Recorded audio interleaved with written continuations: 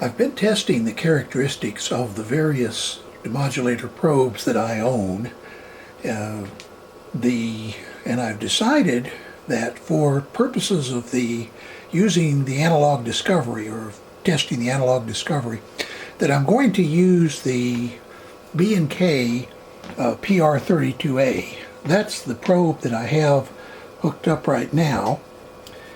It's down here on the bench, and I don't have a schematic of the PR32. I do have schematics of some of the other, a couple of the other probes, that the older ones. But I can kind of guess about some of the characteristics inside the PR32, and in a minute I'll show you the results I got for the various probes and why I picked the PR32. But you might be interested in some of the schematics in a little more detail. This is a schematic of the model PSD, which is an ICO demodulator probe. Later, when I look at the results, you'll see that this is probably not the one that I have. Now, unfortunately, the ICO, while I have schematics of a couple of different probes, I do not know which one I actually have, though I suspect that what I have is the P75, which I'll show you in a second.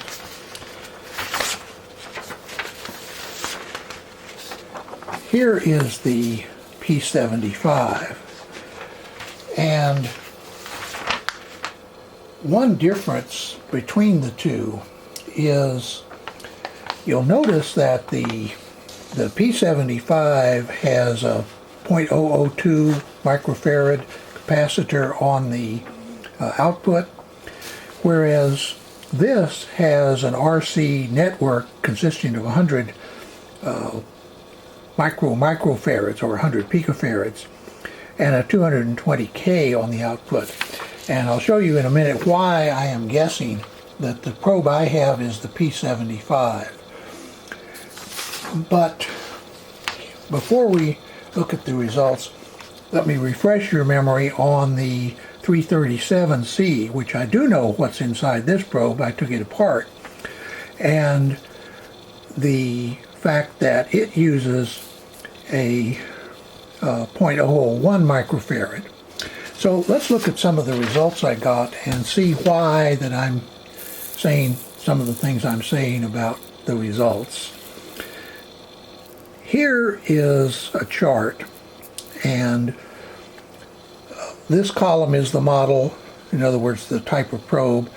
These are the specified low and high frequencies where they exist. There are a couple of these I don't have a low frequency, but I'm assuming that it's supposed to go down to around 100 kilohertz.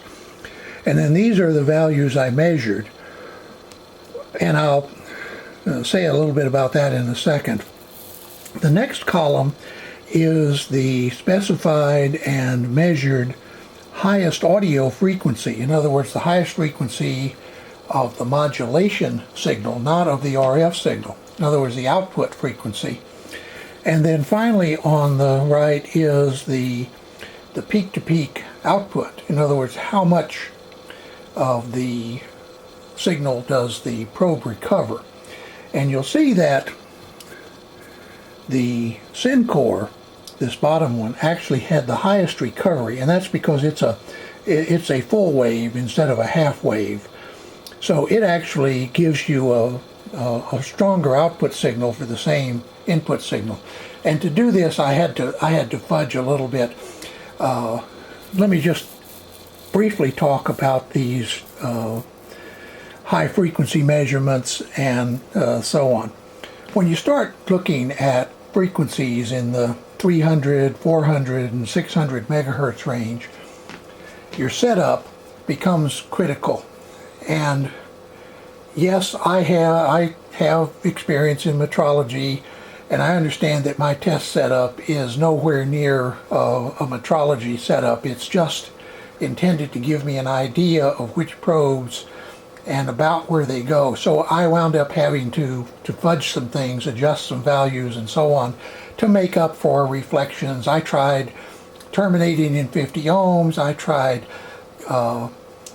measured line lengths and all sorts of things. And frankly, what I discovered is that you're better off just to measure the RF and then adjust it at the probe tip to make these measurements. So that's what I did. So why did I choose the PR32A?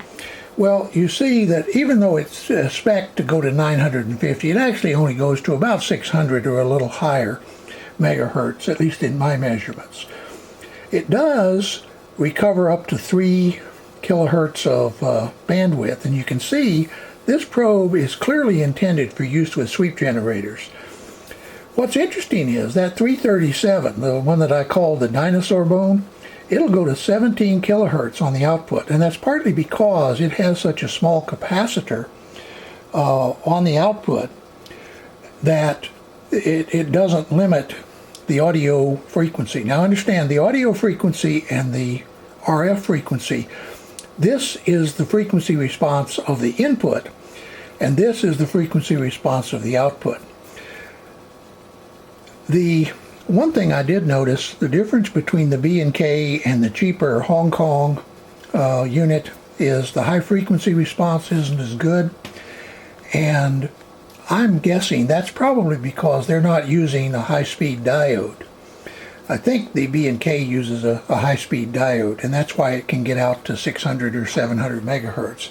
Now the truth is, this is usable to 950 megahertz. You do get a signal, but in terms of 3 dB bandwidth, it starts to fall off just above 600 megahertz.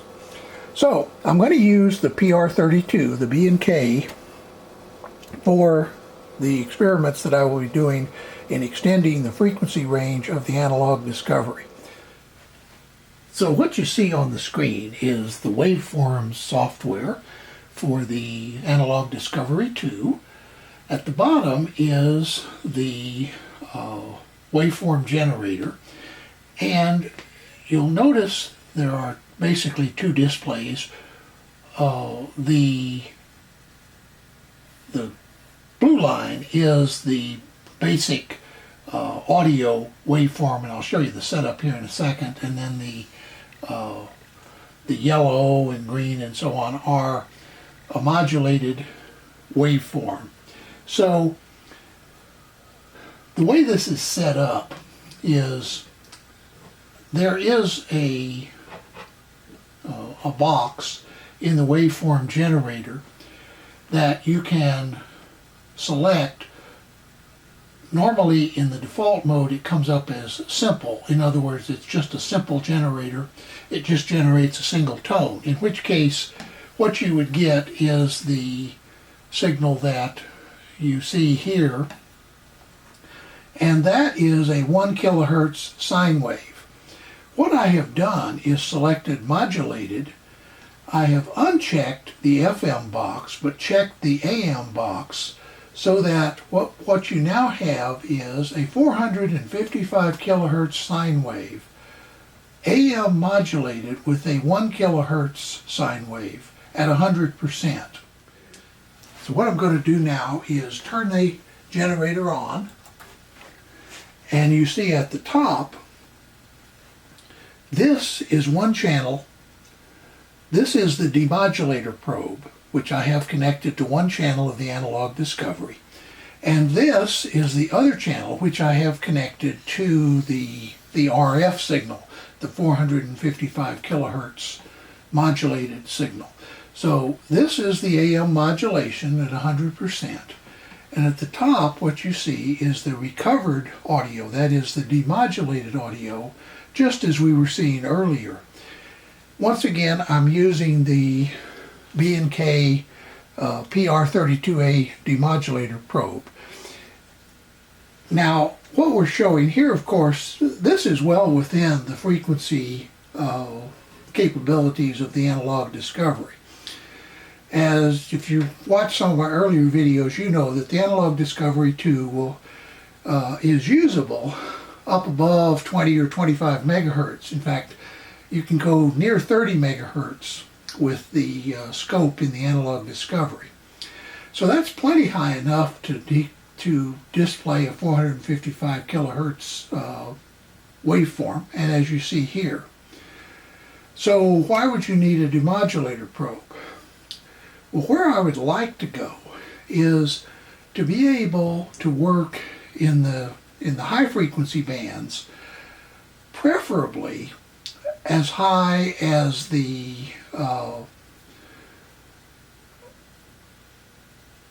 lower cellular frequencies, which are around 808 or 880 megahertz. Now, you can't generate those sorts of frequencies with the analog discovery. So, unlike this demonstration, for that experiment, I'm going to have to go to a different generator, which I'll show in the next segment. But recall what you're seeing here. What we're going to be doing is just displaying the demodulated waveform, but we're going to go to an 800, or actually a little higher than 800 megahertz signal. And we're hoping that that PR32A with the analog discovery will allow us to look at an 800 megahertz AM signal. So I don't know whether that's going to work or not, so you'll learn when I do. What I've done is set up the Instec GRF1300, which is a demonstration unit that Instec manufactures, and if you have looked at some of my videos, for example, on the Instec spectrum analyzer, you know or are familiar with how this works. I'm not going to go into this except just to say that basically it is intended to simulate signals in the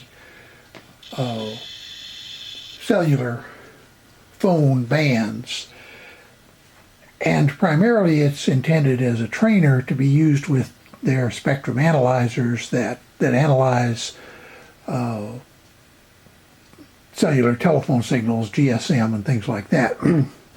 Over on the far left, you see the analog discovery right here, and we're using the waveform generator from the analog discovery to AM modulate an 870 megahertz signal. And then the output of that is being fed over and into the PR32A. That's the B&K probe. That's down here. And then the output of that probe is going back over to channel 2 of the analog discovery. I use channel 2 because the blue background tends to show up a little better on the monitor that I'm using. So on the screen up here is the waveforms software.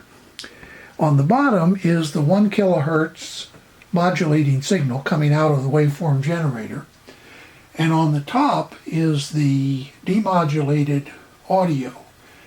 Now, you'll probably notice that the demodulated audio doesn't really look much like a sine wave.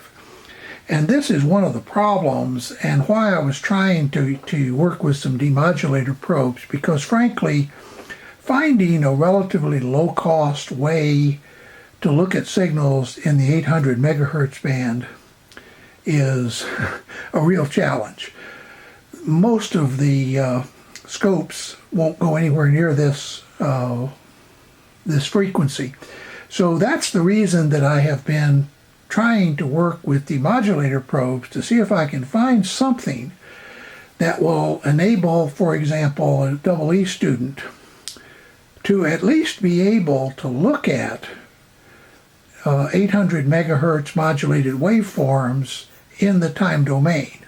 Now, as you probably already know, you can certainly use things like that spectrum analyzer that I have used in the past. That's an Instec, I think it's the GSP 730, and next to it, which goes up to 3 gigahertz.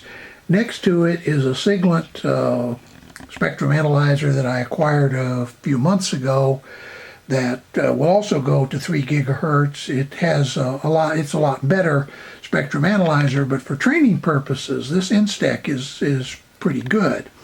It's not that expensive, it's less than $1,000. But a scope to look at that kind of thing, and I don't even have one here in my personal lab, but an oscilloscope that would go to 800 megahertz or enough, close enough to that to show a modulated waveform is going to run, well, 3 to 4, maybe 5 times as much as that spectrum analyzer. So the last thing that I'm going to do is I'm going to hook up this Instec spectrum analyzer and show you what the spectrum of this waveform looks like, so that you can get some idea of the difference between looking at it in the time domain, as we're doing over here, and looking at it in the frequency domain. So let me set that up. Now you see the 870, actually I think it says it's 870.1 megahertz signal. This generator is not super accurate on frequency, but does well for training purposes. And you can see in the center the carrier, the 870 megahertz signal, and on each side of that are 100 kilohertz sidebands. I'm using the analog discovery to generate an AM signal. I'm using 100 kilohertz from the waveform generator, feeding it into the Instec modulator, and then using the Instec 870 megahertz RF source. Now, one of the reasons I'm doing this is I'm trying to develop a set of experiments that can be done for relatively low cost, so that you can have multiple stations in a lab and have students able to work individually or sometimes in pairs. That's a much more effective learning tool than having everybody gather around one expensive instrument to watch the instructor demonstrate something. I find that for myself, I learn a lot more when I can actually get my hands on the equipment, and I've always been an equipment person. So that's where I'm going with all of this. Now I'm going to break off at this point. The videos may be getting a little long, but over the next few weeks, I'm going to, and hopefully, certainly before the end of the summer, I'm hoping to have developed some experiments that someone can do using relatively inexpensive equipment, but operating in at least the lower cell bands, because frankly, being able to deal with frequencies at or near a gigahertz has become almost a necessity. Actually, with the new 5th generation cell networks coming out soon, we're going to be operating in the 10 gigahertz and above range, so certainly above 5 gigahertz. So I'm trying to develop some experiments that will give EE students, either at the senior level, undergraduate, or at the introductory graduate level, some experience with RF circuits that actually work at these high frequencies. But at any rate, I hope you've at least enjoyed watching all of the fits and starts in trying to figure out whether a demodulator probe would work with the analog discovery at these frequencies. It does. It's not great, but it works. So now I should be able to move on to actually using this setup in developing some actual EE experiments. Hope you've enjoyed it, and I hope you'll look forward. If this turns out to be successful, I'll do some videos on the experiments themselves. But for the time being, I have to say thanks for watching. Have a nice day.